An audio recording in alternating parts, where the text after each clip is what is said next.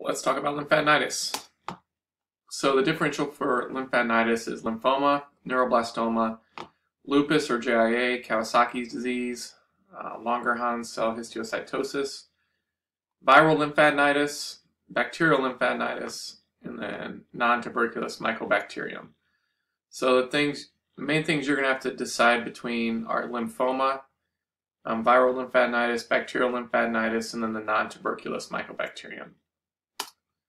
Predisposing conditions, so usually these patients are less than 5 years of age, and there may be a history of upper respiratory tract infection or impetigo.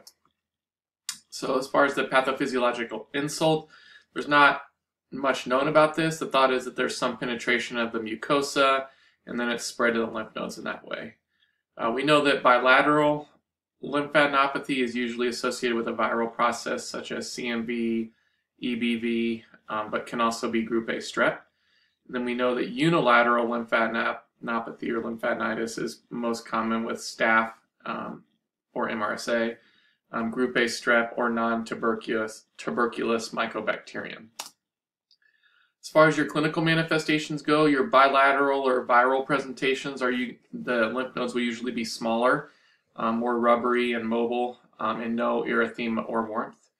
However, in the bacterial presentation, where it's usually unilateral, you're going to see more erythema and fluctuance and induration, and they won't be mobile. And so remember, typically that presentation is due to staph or group A strep.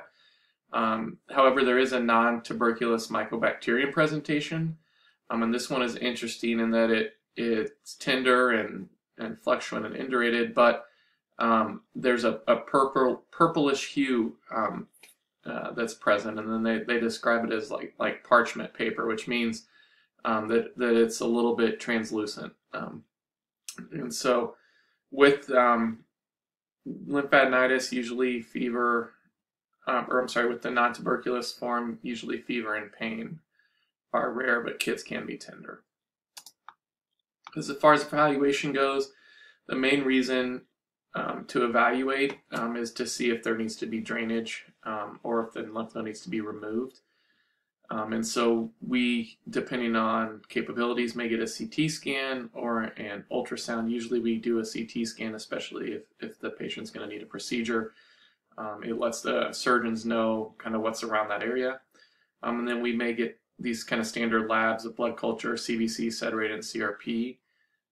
And then we'll try to get a culture with the drainage and aspiration of the fluid. As far as treatment goes, so if there's nothing to be drained, then we just go straight to antibiotics. If we're thinking this is a basic lymphadenitis and doesn't look like an atypical presentation, then we consider that staph and strep are the most common etiologies, and so we do clindamycin.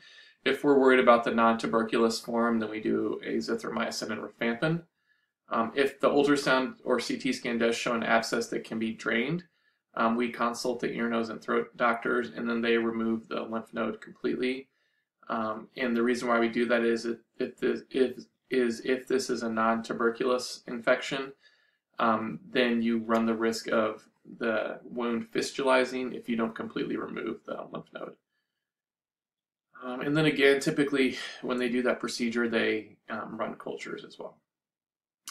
And then sometimes we will consult the infectious disease doctors if we're thinking that the patient may need monitoring as an outpatient, and someone to decide how long the antibiotics are given for. This concludes our talk on lymphadenitis. Let your team know if you have any questions.